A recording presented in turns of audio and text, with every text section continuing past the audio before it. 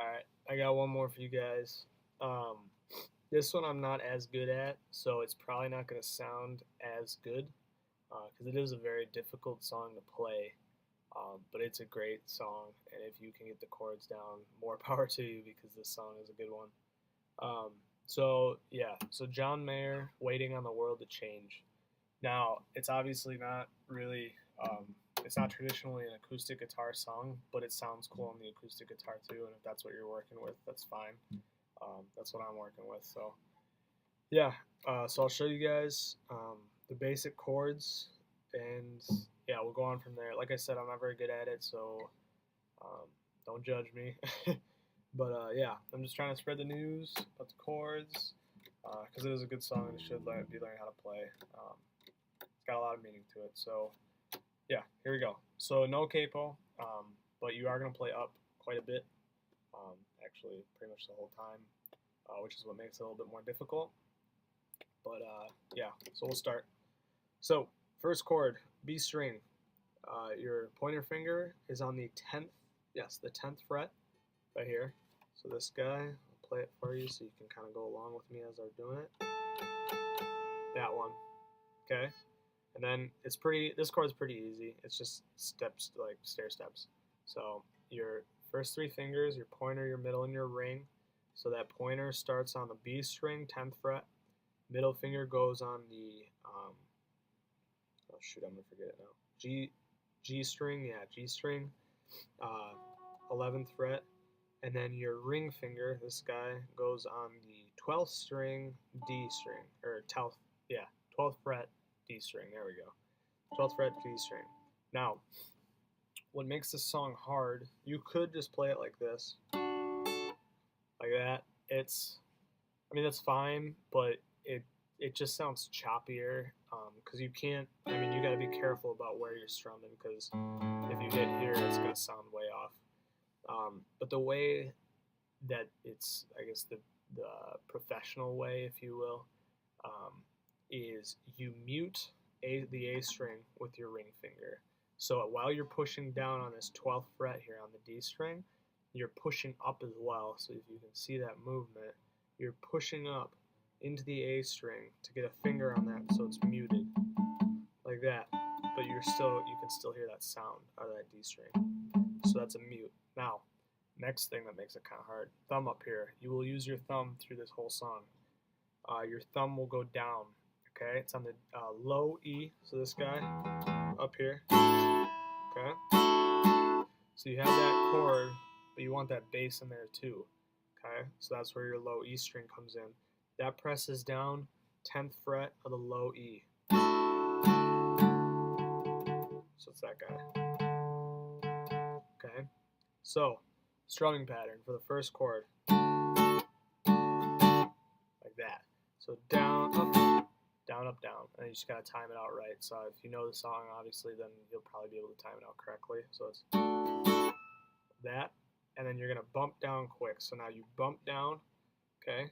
First finger, your pointer finger, is still on the, well, it's 7th fret now. Okay, 7th fret, but now instead of being on the the B string, the B string, it's gonna bump up to the G string. Okay, excuse me, it's gonna bump up to the G string. Your your middle finger isn't gonna be over one. It's now gonna be on the same fret as your pointer. Okay, it's 7th fret, and it's the B string now. So you're at G string with your pointer, B string with your ring or your middle, and then your ring finger. Now this is a hard chord because you really got to stretch. Some people bar it. I like physically cannot bar. I don't really understand why it would make my life 100 times easier when I play guitar, but it's really hard. So I just kind of deal with it and I stretch. So middle finger, pointer finger on the 7th fret, B and G string, and then your ring finger on the the D string. There you go, D string 9th fret. Okay, now Same thing, you got to mute that A string. That A string is not used at all in this song. And then same thing here, your thumb is going to press down on that top low E string. Okay, and that's 7th fret as well. So here we go. Try to see if I can get a good sound out of this. This one's probably the toughest chord in the song. So see, it's not the greatest sound. But anyways, that's how you play that. Some of you might be better at that than I am. I can't do it very well. Then you bump down. So now it's the same finger positioning as that first chord, except your pointer finger is going to start on the 3rd fret. Okay, and then 3rd fret, middle finger is on 4th fret, and then ring is on 5th. And then that thumb has got to stretch down and be on that 3rd fret of the low E. So like that. Now, there's 2 ways to play this last chord. I like a certain way. I'll show you the way that I was taught, but I don't like it as much. So that last chord, that kind of soothing low chord, it's supposed to be that. That's the way I was taught. I don't like it, but I'll teach it to you guys anyways. So it's 5th fret, A string. So I lied. You use your A string on this one. I don't use my A string because I played a different way. I'll show you in a little bit. Middle finger is not down. The ring finger is on your 7th fret D string, and pinky finger is on your 7th fret G string. So you just play those 3 strings. Now I don't like it because it's also quite the stretch with your fingers, and that's pretty hard to get to. Now the one that I play, I think sounds better and is a lot easier to do. It's the same thing. So you play your that, and you slide all the way back up to your first chord. So you don't even have to move your fingers at all. You keep them right where they are, like that. And it's just a 1 strum. And the next go around, is the exact same thing, except your first chord isn't that high chord. Because if you know the song, it drops on that second go around. So you drop to this, okay? 5th fret, first pointer finger, and 6th and 7th, your middle and ring. And then that thumb is always up there, and you're muting your A string. So like that. Bump back up. Okay, 7th for your pointer and middle, and 9th for your ring. Mute that A and press down with that low E.